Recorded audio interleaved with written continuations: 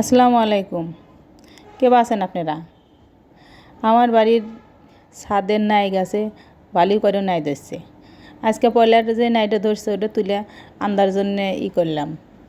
তো একলা একলা খাতি বাল ঠেকতেছে না, তো মনে হলো যে নাই আন্দারটা যদি আপনাদের হাতে শেয়ার হয়ে তাহলে মানে ভালোই হবো।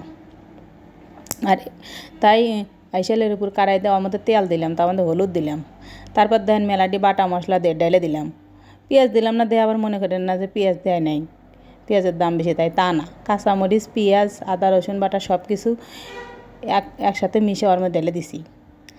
আমি আসলে নাইটো কালবাউস মাছ দিয়ে রাঁধিতেছি। তো এখন শোনেন, আপনাদেরকে আমার পরিচয় দিই। আমি হলাম সিরাজগঞ্জের গেদি। সিরাজগঞ্জে যারা যারা আছে তারা অবশ্যই আমার কথাগুলো বুঝবেন। মশলা কষানোর পর আমি তার মধ্যে মাছগুলো দিয়ে দিলাম, একটুখানি পানি দিলাম, তারপর আবার জাল দিলাম, ঢেকে দিলাম, নাড়া দিলাম, তারপর আবার মাছগুলো একটা পাটির মধ্যে আলাদা করে তুলে থইলাম। এখন ওই ঝোলের মধ্যে আমি নাই দিব, নাই দিয়া ভালোভাবে নাড়াচাড়া করে ঢেকে দিলাম। আপনারা নাড়াচাড়া দেখেন।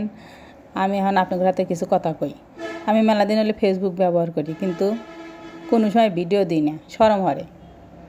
তো কয়দিন আগে আমার এক মামি তেলে পিঠা বানানোর ভিডিও দেয়, আমি ইন্সপায়ার হইলাম, আর সেই জন্য আমি এই ভিডিওটা দিলাম। আপনারা কেউ কিছু মনে করেন না, ভিডিও ভালো হোক খারাপ হোক আপনারা আলাদা দেখেন।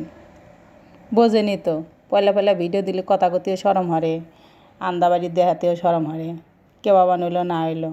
এরপর দেখেন আমকুলে পানি ঢেলে দিছি, ঝোল দিছি, তারপর মাছ দিছি, তারপর বলো করছে, তারপরে যে হইলা পাতা দিলাম, বুঝছেন? আপনারা তো হইলা পাতা চেনেনি। তো যাই হোক, শেষ পর্যন্ত এই যে এই রান্নাটি হইলো, এক করাই হইলো, বুঝছেন? আপনারা আসলে খেয়ে ফেলেন, নিজেতে আসবেন না, অত কয়া লাভ নাই। তাই আর কি আর করা, আমি একলা একলাই খাই। তো শেষ পর্যন্ত দেখেন আমার ফাইনাল ভিউ আমার তরহারির এটাই ছিল, বুঝছেন? তারপরে আবার একটা সুন্দর ছবি তুলে দিয়েছি, দেখেন। খোদা হাফেজ।